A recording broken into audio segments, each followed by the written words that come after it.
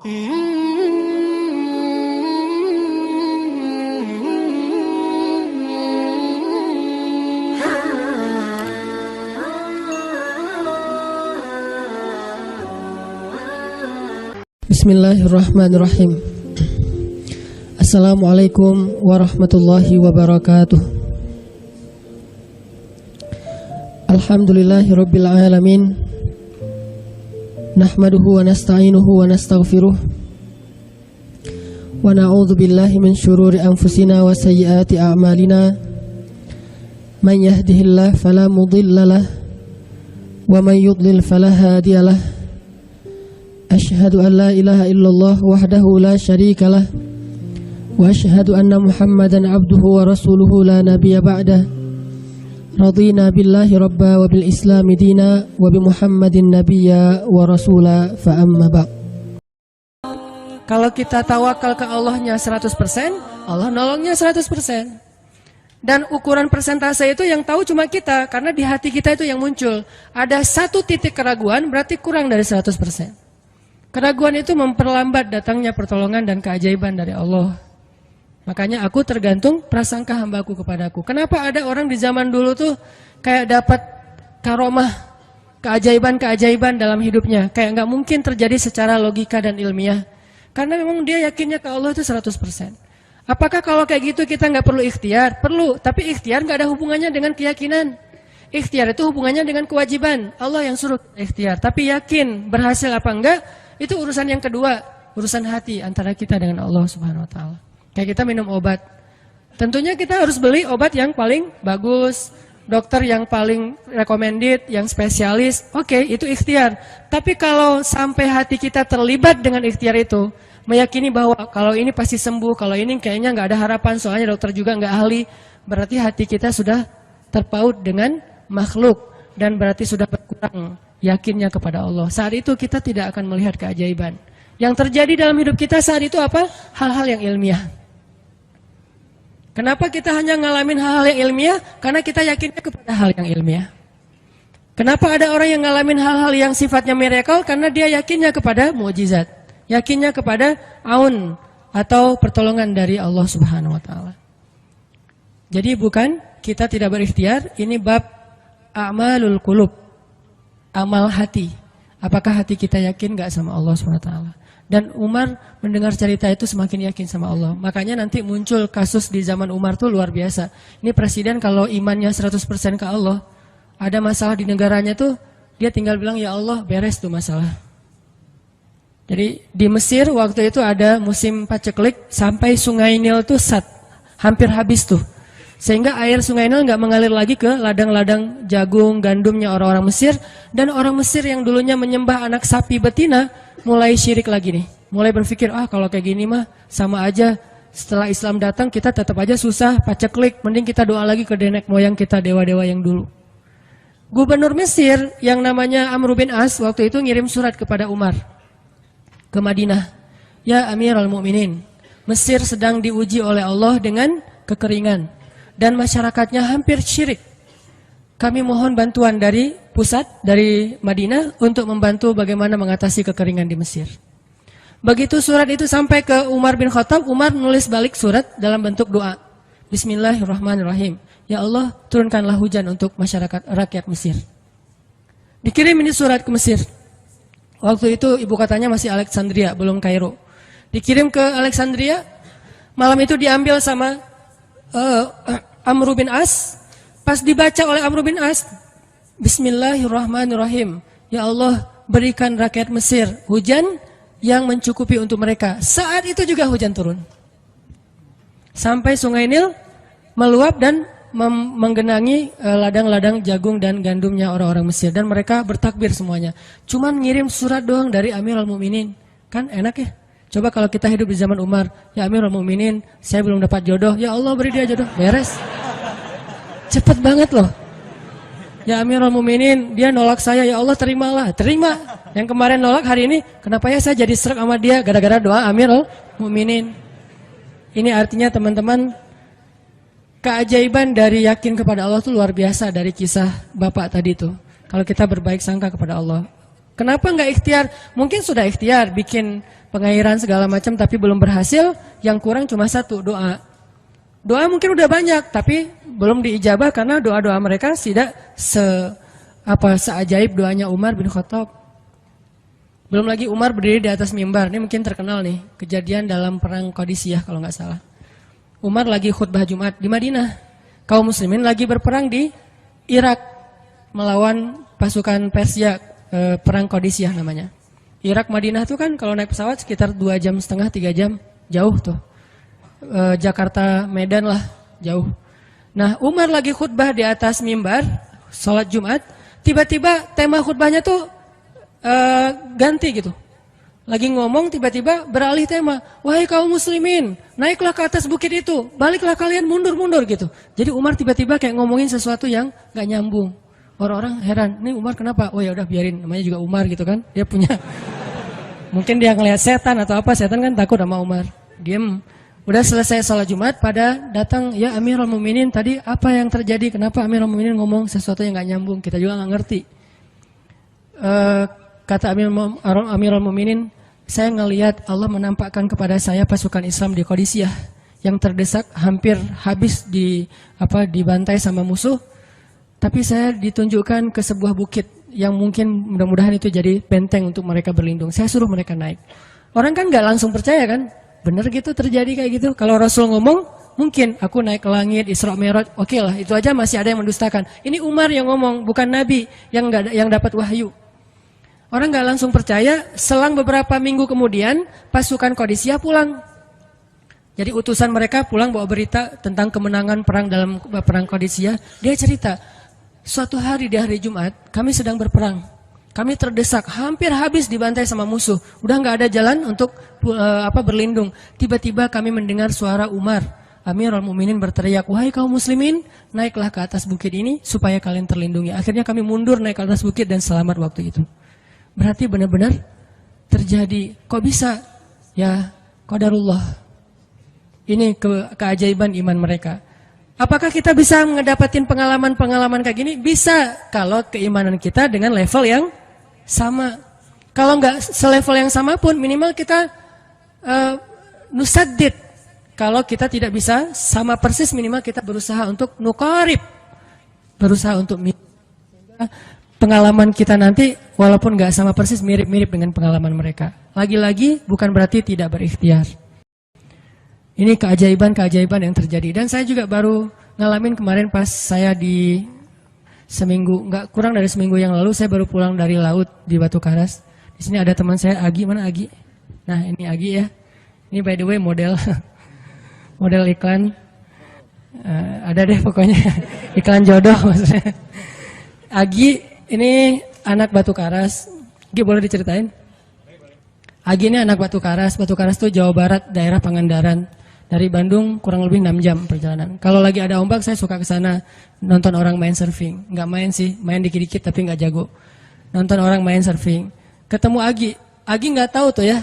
2 hari sebelum saya datang ke Batu Karas, dia sakit kayak demam gitu. Mungkin habis diputusin kali ya. Dia demam gitu, nggak enak badan, pengen pulang. Biasanya kalau nggak enak badan cuma dia tinggal di Jakarta, paling juga di kos-kosan. Tapi kali ini pengen pulang ke Batu Karas banget. Aduh, kenapa ya pengen pulang ke Basroh Batu Karas gitu ya. Batu Karas kayak Basroh gitu. Pengen ke Batu Karas. Pas dia pulang, hari saya lagi mau main tuh, dia diajak sama temennya, ngojek itu apa? Berenang yuk gitu.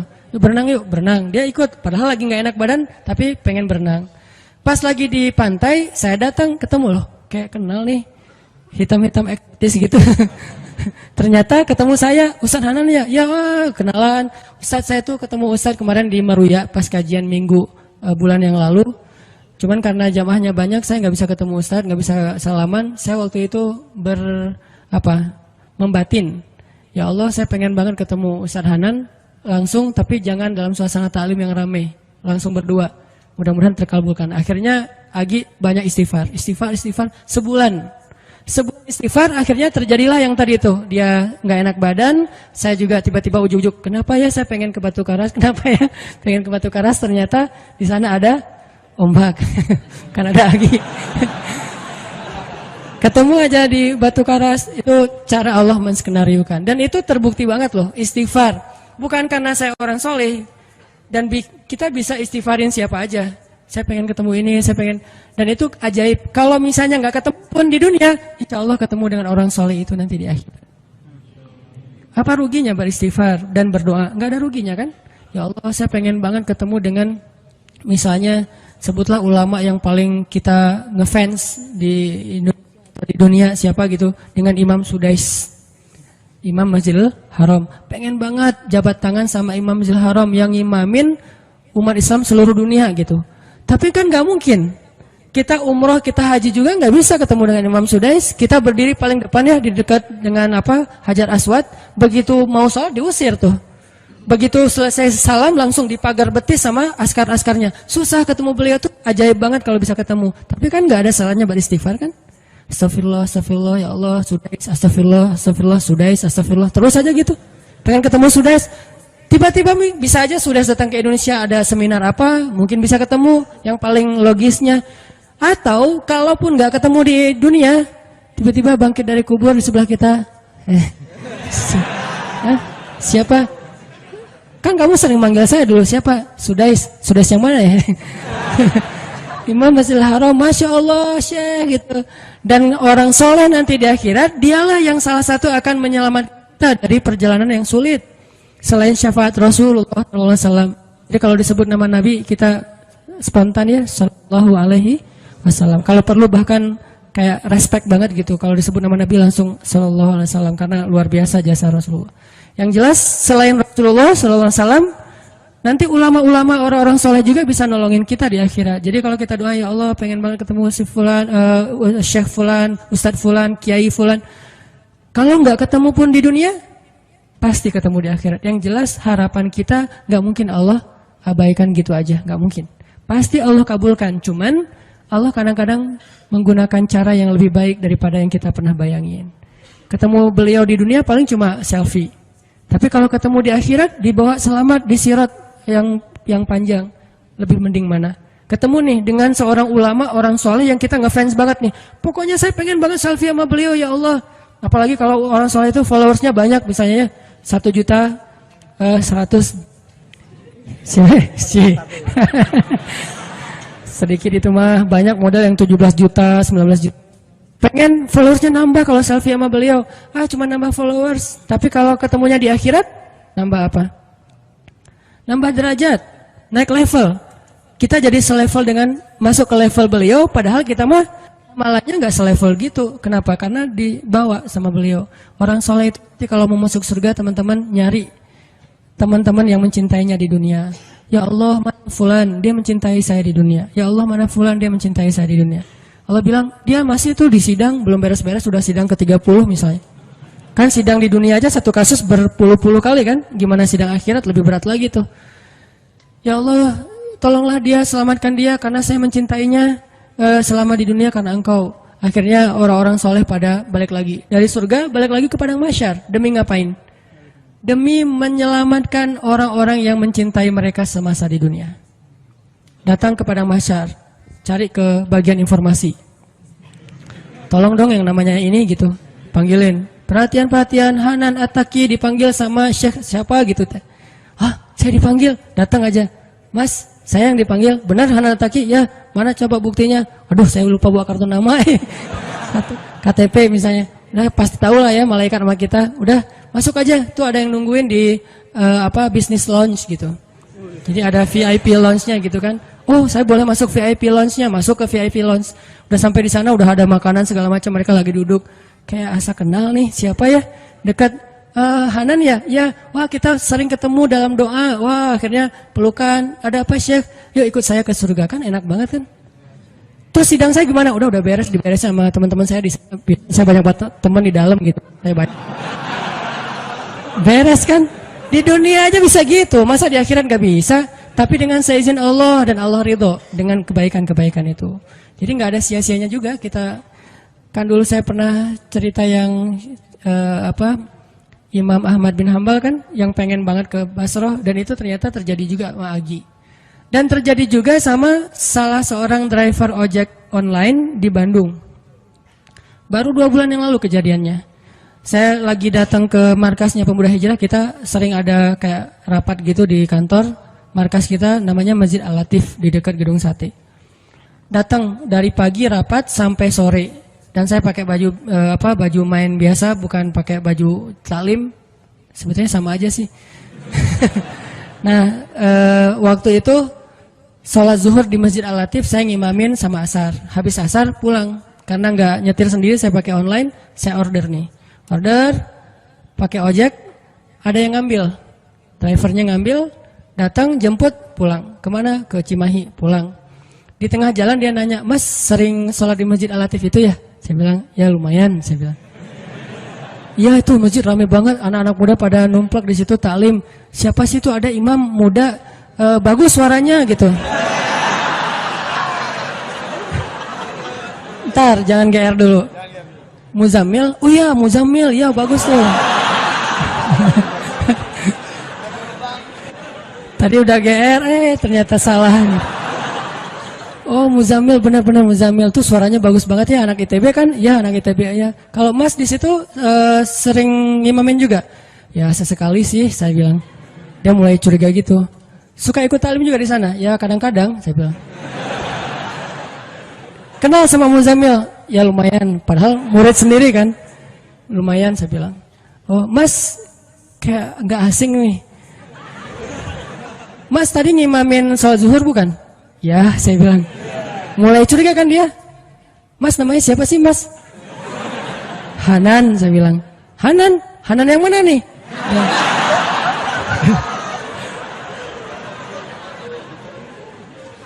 Saya bilang Hanan Taki, wah langsung oleng dia mah.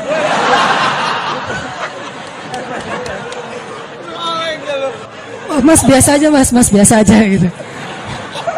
Ini benar Ustaz Hanan Taki, benar. Masya Allah, ya Allah, udah gitu kayak terharu gitu, heboh semua orang pada ngelihat lampu merah lah gitu ya, pada ngelihat semuanya. Saya langsung pakai masker, gitu. Ustadz tahu nggak Ustadz, saya sebulan ini istighfar terus habis dengerin cerita Imam Ahmad bin Hambal yang ke Basrah, saya istighfar, ya Allah pengen banget ketemu Ustadz Hanan, tapi jangan ditaklim berdua, jadi bisa curhat-curhatan gitu. Ternyata Allah bikin skenario, saya order ojek online, dia ngambil, jadi ngobrol di jalan sampai ke rumah, akhirnya bertamu nggak pulang-pulang. Wah ini. Luar biasa cara Allah. Dan wallahi teman-teman, dan itu terjadi. Jadi udah 2 kasus nih yang saya alamin ya. Satu lagi yang ojek online tadi. Dan dua-duanya hajatnya sebulan Allah kabulkan. Jadi kalau ketemu saya aja sebulan gampang, masa ketemu jodoh bertahun-tahun gak dapat ya? Gimana nih? Istighfarnya gimana nih? Ini terutama buat cewek-cewek nih. Kalau cewek-cewek kan nggak bisa nyari. Masa cewek kepo gitu kan nggak mungkin. Pura-pura follow, nge-like. Kok dia nge-like terus yang first like lah gitu. Nggak mungkin kan. Cewek kan agak-agak jaim. Ya udah istighfar aja deh.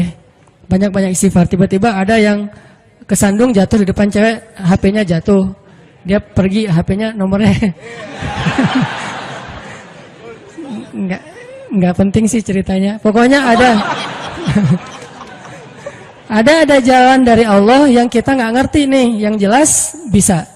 Kita tinggal yakin aja sama Allah, istighfar, Allah yang kasih jalan. Walladzina jahadu fina lanahdiyannahum subulana. Pokoknya kalau kalian bersungguh-sungguh kata Allah di jalan kami, udah kami kasih jalan-jalan keluar yang subul, jamak dari sabil, banyak banget jalan keluar di sisi Allah.